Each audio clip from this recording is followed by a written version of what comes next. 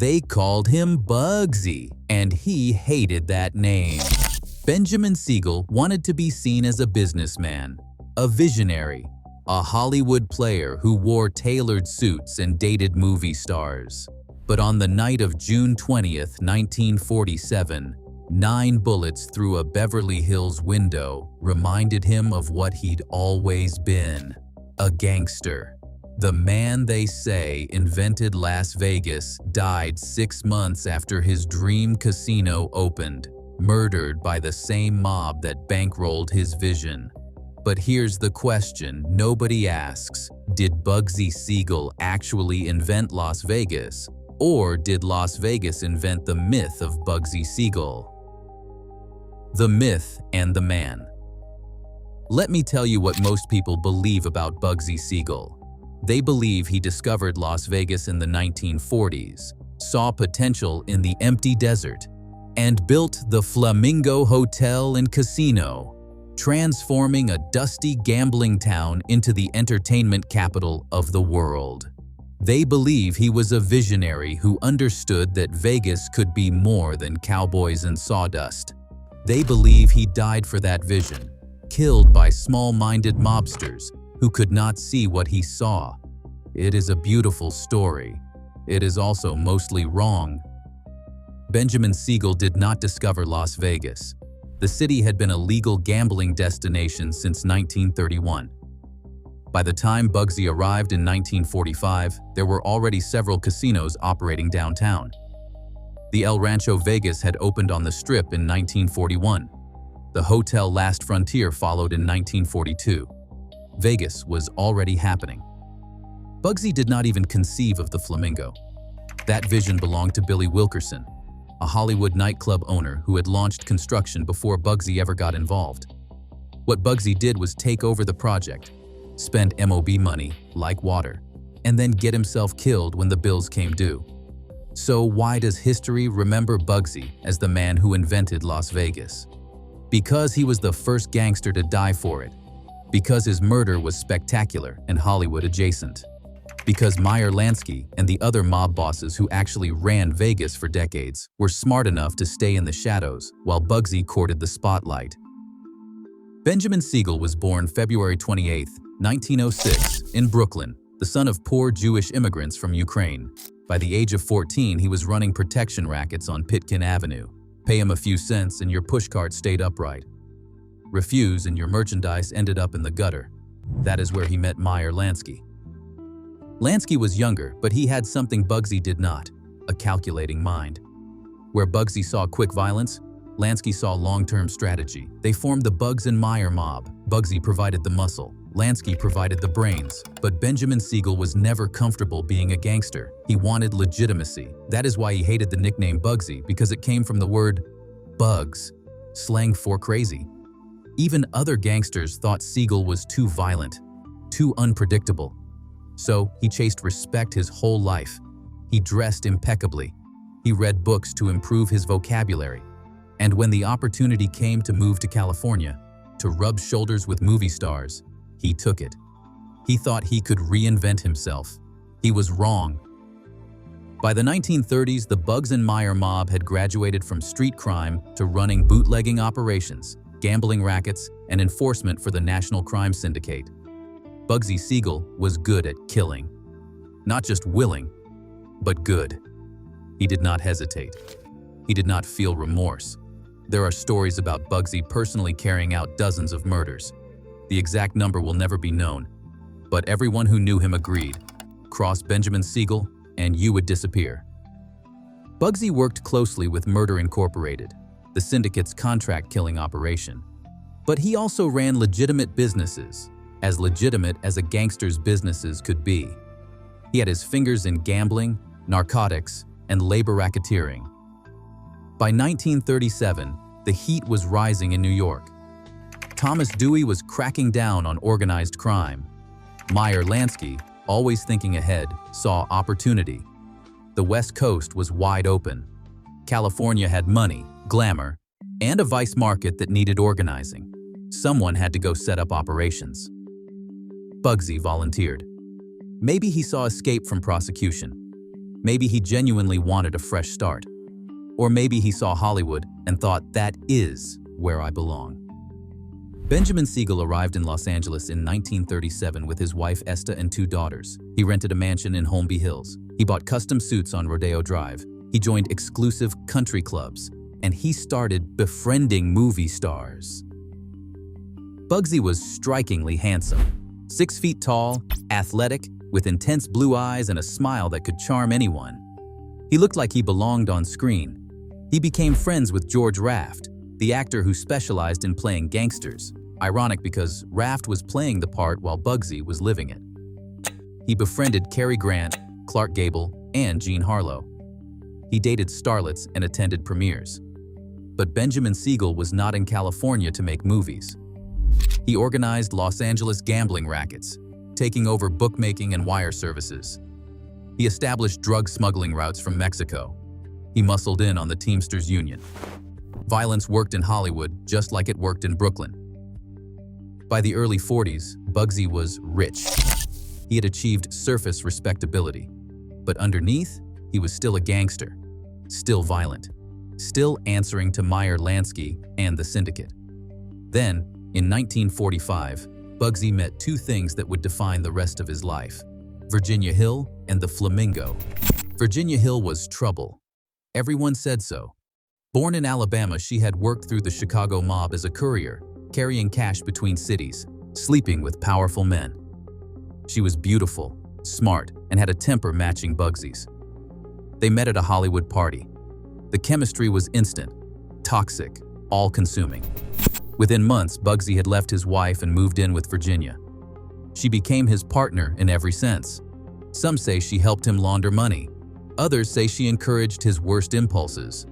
What is certain is that Virginia Hill understood Bugsy in ways his wife never could. She knew he was a gangster and did not care. Then, Billy Wilkerson showed up with plans for a casino in the desert. Wilkerson owned 3 of Hollywood's hottest nightclubs. He knew luxury, entertainment, and he had a vision for a casino resort in Las Vegas that would bring Hollywood's sophistication to the desert. He had bought land and started construction. He called it the Flamingo. Bugsy saw the plans and saw something bigger. His chance to build something permanent. Something that would put his name on the map, not as a gangster, but as a builder, a visionary. He could not have been more wrong about how it would end. The desert dream. To understand what Bugsy tried to build, you have to understand what Las Vegas was in 1945. A dusty railroad town with 8,000 residents, legal gambling since 1931, and a few small casinos downtown where cowboys blew their paychecks on craps and cheap whiskey. Billy Wilkerson wanted to change that. He wanted to build a real resort, luxury rooms, world-class restaurant, a showroom with top entertainment, a casino that felt like Monte Carlo, not a cowboy saloon. The problem was that Wilkerson was running out of money. Construction costs were spiraling. Wartime shortages meant materials were scarce and expensive. He needed capital, and in 1945 Las Vegas, that meant the mob. Meyer Lansky saw the potential immediately. Legal gambling, clientele flying in from California, no real competition. This was exactly what the syndicate loved: legitimate business on the surface and mob control underneath. Lansky sent Bugsy to investigate. Bugsy walked the construction site in spring 1945. 6 acres of dirt and concrete on Highway 91, 4 miles south of downtown. Nothing but desert and dreams. The foundation was poured. Some walls were up. But Wilkerson didn't have money to finish. What happened next depends on who you ask. Wilkerson claimed Bugsy muscled him out. Bugsy claimed Wilkerson invited him in, desperate for capital. What's certain is that by summer 1945, the syndicate had invested, and Benjamin Siegel was running the project. And Bugsy didn't just want to finish Wilkerson's vision. He wanted to exceed it. He wanted to build something nobody had ever seen. He expanded the plans, bigger rooms, more luxury. The casino would have the latest slots, finest gaming tables, The showroom would seat 400. There would be a pool, golf course, health club. Every room would have its own bathroom. That was revolutionary for 1945. Imported palm trees, rose gardens, manicured lawns. In the middle of the Mojave Desert, Bugsy obsessed over every detail. He flew to Mexico to source tiles. He hired craftsmen from Los Angeles. He demanded perfection, and perfection was expensive. The original budget was $1 million. By the end of 1945, they had spent $2 million and were not half finished. By spring 46, the tab hit $3 million. Bugsy kept spending, kept demanding more. The syndicate kept sending money, but Meyer Lansky was asking questions. Where was this money going? The truth was complicated. Part of the cost was legitimate: wartime inflation, material shortages, Bugsy's luxury details. But part was theft. Bugsy and Virginia Hill were skimming, buying materials twice, inflating invoices, routing money through shell companies. They were stealing from the mob, and they were not particularly careful. There is a story about Bugsy having the same marble tiles shipped multiple times.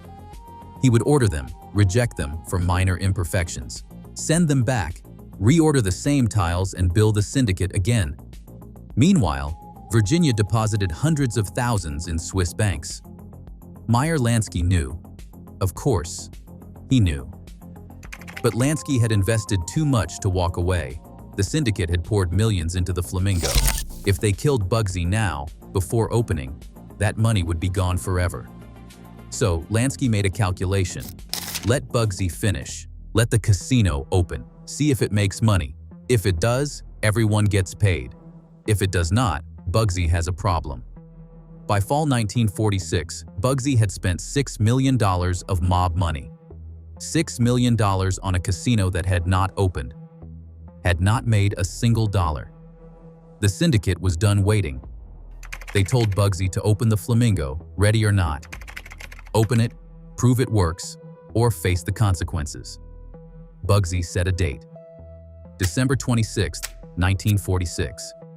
The day after Christmas. It was the biggest mistake of his life. The money pit. $6 million. In 1946, that could build 10 luxury hotels. It could finance a major studio picture. It could buy half of downtown Las Vegas. And Bugsy Siegel had burned through it on a single, unfinished casino. Meyer Lansky was furious. Lucky Luciano was furious. Frank Costello was furious. Every major mob boss who had invested was demanding answers. Where did the money go? When would they see returns? Bugsy tried to explain. Wartime inflation, material shortages, the cost of luxury. But the numbers did not lie. $6 million for a 92-room hotel was insane. And everyone suspected the same thing. Bugsy was stealing. Virginia Hill had power of attorney over the Flamingo's accounts. She signed checks, authorized payments, moved money between banks. And somewhere in those transactions, hundreds of thousands disappeared. Some to legitimate suppliers, some to Swiss banks, some into real estate under false names. Bugsy and Virginia were not subtle. They bought a Beverly Hills mansion. They flew to Europe on spending sprees. They lived like royalty while telling the syndicate they needed more money to finish. The audacity was breathtaking. Stealing from Meyer Lansky, the most calculating mobster in America. Stealing from Lucky Luciano, the man who had organized the National Crime Syndicate. Stealing from men who had killed for far less. But Bugsy believed he was untouchable. He had been Lansky's partner since they were teenagers. They had built the Bugs and Meyer mob together. That history, Bugsy thought, meant protection. It meant Lansky would give him the benefit of the doubt. Bugsy was wrong. Meyer Lansky did not have friends. He had business partners. And when a partner became a liability, Lansky was ruthless. The only reason Bugsy was still breathing by December 1946 was that killing him before opening meant losing the entire $6 million. But if the casino failed, if it did not generate revenue immediately, Bugsy Siegel was a dead man walking. The construction disasters kept piling up. In the rush to meet the deadline, contractors cut corners. Wiring was faulty, plumbing leaked. The kitchen was not finished. Many rooms were not ready.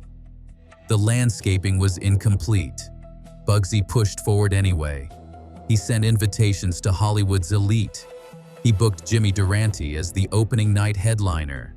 He arranged Xavier Cugat's orchestra. He printed programs and hired staff. And he ignored every warning sign that this was about to be a disaster. The mob bosses sent representatives to watch the opening. Mo Sedway and Gus Greenbaum arrived from Phoenix. Charlie Fischetti came from Chicago. These were not social calls. They were there to audit Bugsy's work and report to Meyer Lansky. But Bugsy was confident. He walked through the unfinished casino in his custom tuxedo, preparing for the moment when the doors opened and proved his vision was right. Because if the Flamingo failed, if opening night was a disaster, then Bugsy had spent $6 million of mob money on a dream that did not work. And the mob did not forgive that kind of mistake. They did not fire you. They did not sue you. They killed you. December 26, 1946. The Flamingo was as ready as it would ever be. Half the rooms were unfinished, so Bugsy closed them off. The landscaping was still dirt and debris, so he hung strings of lights. The restaurant kitchen was not operational, so he brought in caterers from Los Angeles. Everything was improvised, rushed, held together with hope and desperation. Then nature intervened. A storm rolled in from California. Not a drizzle, a full desert downpour. Rain hammered the unfinished buildings. Wind tore at temporary structures. And the roads, mostly unpaved in 1946 Vegas, turned to mud. Bugsy had chartered planes to fly guests from Los Angeles. The planes could not fly. He had arranged limousines to bring Hollywood stars. The limousines got stuck in mud on Highway 91. Clark Gable did not show. Cary Grant did not show. Lana Turner did not show. George Raft came, along with a handful of lesser celebrities. But the glamorous Hollywood crowd that was supposed to give the Flamingo legitimacy stayed home. Some because of weather, some because they had heard the place was not finished. Some because they did not want to be photographed at a gangster's casino. The guests who did arrive found a beautiful casino attached to chaos. The gambling floor looked spectacular. The chandeliers, the decor, the attention to detail. But step outside and you were standing in mud. Try to check in and you might be told your room was not ready. Jimmy Durante performed. The audience loved him. Xavier Cugat's orchestra played. People danced. The casino had gamblers. Money changing hands. The energy of a working casino. But here is what Bugsy did not understand. The house is supposed to win. That is the whole business model. You design games so that statistically, the casino takes more than it pays out. But on opening night, the house lost. Big, high rollers hit winning streaks at craps. Card players cleaned up at blackjack. Slots paid out more than they took in. By night's end, the Flamingo was down over $100,000. The syndicate representatives watched in horror. Mo Sedway calculated the losses and knew exactly what they meant. This was not just a bad opening night. This was proof that Bugsy had built a casino that could not make money. Bugsy tried to spin it. The weather killed turnout. The Hollywood crowd would come next time. The casino just needed word of mouth. But 2 weeks later, the Flamingo was still hemorrhaging money. Gamblers were not coming. Hotel rooms sat empty. The overhead, salaries, entertainment costs, maintenance was bleeding the casino dry. On January 18, 1947, less than a month after opening, Bugsy closed the Flamingo. Temporarily, he claimed, to finish construction, to prepare for a grand reopening. The truth was simpler. The casino had failed. Opening night had been a disaster. And now Bugsy had to convince Meyer Lansky to give him one more chance. They did, but only one. The Flamingo reopened March 1, 1947, and this time It had to work. Because if it did not, Benjamin Siegel was a dead man. The hit. The second opening went better. Not great, but better. The weather cooperated. More rooms were finished. The Hollywood crowd started showing up. Slowly, the Flamingo began generating revenue. But it wasn't enough. Operating costs were too high, and debt service was too crushing. The casino needed tens of thousands every single night just to break even, and most nights it wasn't hitting that number. Bugsy fought for every dollar. He slashed budgets. He fired staff. He personally walked the casino floor, watching for cheats, calculating odds, trying to figure out why the Flamingo wasn't printing money. Then, in late May 1947, something remarkable happened. The Flamingo turned a profit. Real, measurable profit. The casino had a good week, then another, then another. The numbers started working. Bugsy was elated. This was vindication. He'd spent $6 million, endured the mob's suspicion, survived the disastrous opening, and now, finally, the Flamingo was working. He flew back to Los Angeles in mid-June to spend time with Virginia Hill. She'd been in Europe for weeks, moving money, setting up bank accounts. Some said she knew what was coming. Some said she stayed away deliberately. On the evening of June 20th, 1947, Bugsy was at Virginia Hill's mansion at 810 North Linden Drive in Beverly Hills. He sat in the living room with his associate, Alan Smiley, reading the Los Angeles Times. Virginia's brother Chick was in the house. It was a quiet Friday evening. At 10:45 that night, someone stood in the flower bed outside the window, raised a .30-30 carbine, and fired 9 shots through the glass. 4 bullets hit Bugsy. One struck his right cheek and exited through the back of his neck. Another entered his lungs. 2 more hit his torso. The bullet to his face was devastating. It destroyed his right eye, sending it flying 15 feet across the room, where it landed on the dining room floor. Benjamin Siegel died instantly. He was 41 years old. Alan Smiley was sitting next to him. Somehow, miraculously, Smiley wasn't hit. Not a single bullet touched him. He was sitting less than 3 feet away when 9 shots came through the window, and he walked away without a scratch. That should tell you everything about who ordered the hit. This wasn't random. This wasn't a burglary gone wrong. This was a professional hit by someone who knew exactly what they were doing. Someone who could put 4 bullets into Bugsy Siegel while leaving the man next to him completely unharmed. The Los Angeles Police Department investigated. They questioned Alan Smiley, Virginia Hill, everyone near the mansion that night. They found nothing. No witnesses, no evidence, no suspects. But everyone in organized crime knew exactly what happened. Meyer Lansky had ordered the hit. The syndicate had made the decision. Bugsy Siegel had stolen from the mob, wasted $6 million, and even though the Flamingo was finally turning a profit, the bosses decided he had to go. There is a story that on the night Bugsy died, Mo Sedway and Gus Greenbaum walked into the Flamingo in Las Vegas and announced to the staff that they were taking over. They'd been waiting for word from Los Angeles. When the call came, they simply assumed control. The timing is what makes it tragic. Bugsy died in June 1947, just weeks after the Flamingo finally started making money. If he'd been more patient, if he'd stolen less, if he'd survived just a few more months, the Flamingo's success might have saved him. But the mob doesn't work on maybes. They work on ledgers. And Bugsy's ledger showed $6 million spent, months of delays, a disastrous opening, and evidence of embezzlement. That was enough. Meyer Lansky never admitted to ordering the hit. He never spoke about Bugsy's death publicly. But years later, Lansky told an associate that Bugsy had been his friend, but business was business. When someone cost the syndicate millions, friendship does not matter. The shooter was never identified. Some say it was Frankie Carbo. Others claim Eddie Cannizaro. A few believe it was someone from out of town, brought in specifically for the job. Whoever it was, got paid, got out, and was never caught. Benjamin Siegel was buried at Hollywood Forever Cemetery on June 25th.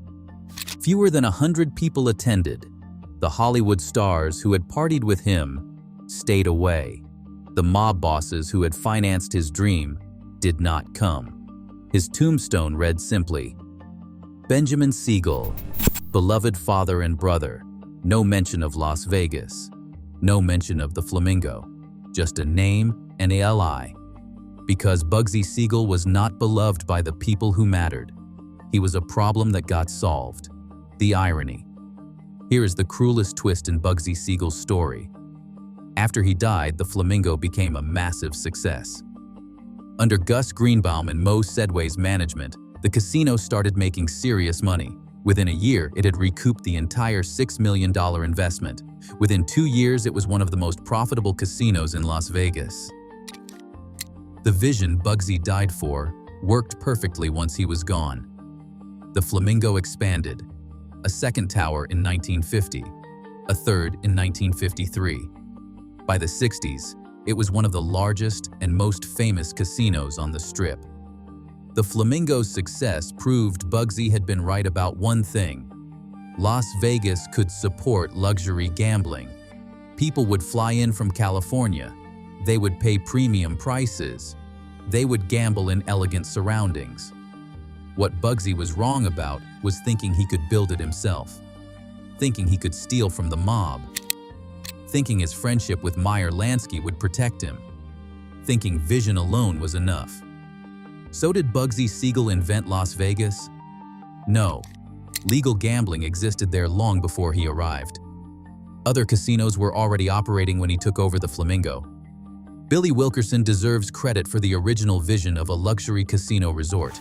What Bugsy did was accelerate the transformation. The Flamingo, despite its disastrous opening, proved that the big money was in luxury, not Western-themed motor lodges. It proved Las Vegas could compete with Havana and Monte Carlo. It proved that if you built something spectacular, people would come. Within 5 years of Bugsy's death, the Strip exploded. The Desert Inn opened in 1950. The Sahara in 1952, the Sands in 1952, the Dunes in 1955, each one bigger and more luxurious than the last, each one following the blueprint Bugsy had created. But here is what nobody talks about. All those successful casinos were run by mob-connected operators who learned from Bugsy's mistakes. Don't steal from your investors. Don't go wildly over budget. Don't court publicity. Stay in the shadows and let the casino be the star. Meyer Lansky and the syndicate controlled Las Vegas for the next 3 decades. They skimmed millions. They laundered money through Vegas properties. They built an empire exactly like Bugsy envisioned, except smarter, quieter, more profitable. And they did it all without him. There is a plaque at the Flamingo today marking where the original building stood. Tourists take pictures. They ask about Bugsy Siegel. The staff tells sanitized stories about the visionary gangster who built Vegas. But the truth is darker. Bugsy Siegel did not invent Las Vegas. He was a violent criminal who stole mob money, built a casino that initially failed, and got murdered for it. The fact that the Flamingo succeeded after his death does not make him a visionary. It makes him a cautionary tale. What remains of Bugsy Siegel is not the Flamingo, which has been rebuilt so many times that nothing from 1947 exists anymore. It is not the mansion on Linden Drive, long since demolished. It is not even the legend, twisted and romanticized beyond recognition. What remains is a question. Was Bugsy Siegel a tragic visionary who died before seeing his dream fulfilled? Or was he just another mobster who got greedy and paid the price? Maybe he was both. A killer who wanted to build something beautiful. A criminal who dreamed of legitimacy. A gangster who thought he could escape his past by transforming the desert. He failed. But the desert transformed anyway. And that's the real story of Las Vegas. Not the men who built it, but the city that consumed them. They found Benjamin Siegel's right eye at 15 feet from where he died. That image has haunted me since I first read about it. The sheer violence, the symbolism. A man who tried to see the future, to envision what Las Vegas could become, literally had his vision destroyed. Bugsy Siegel spent $6 million trying to prove he was more than a gangster, trying to build something that would outlast him, trying to create a legacy beyond murder and violence. And he succeeded, just not the way he thought. The Flamingo thrived. Las Vegas exploded. The Strip became exactly what Bugsy imagined. But he didn't live to see it. He didn't profit from it. He didn't get credit for it. He died in a Beverly Hills living room, with the Los Angeles Times in his lap and 4 bullets in his body, killed by the same organization that funded his dream. The Flamingo still stands on the Strip. But it's not Bugsy's Flamingo. That building is gone. That dream is gone. That man is gone. All that's left is a name, a story, and the lesson every gambler eventually learns. The house always wins, even when you build the house, even when you are the house. Because in Vegas, nothing lasts forever, except the desert that was there before the first neon sign flickered to life.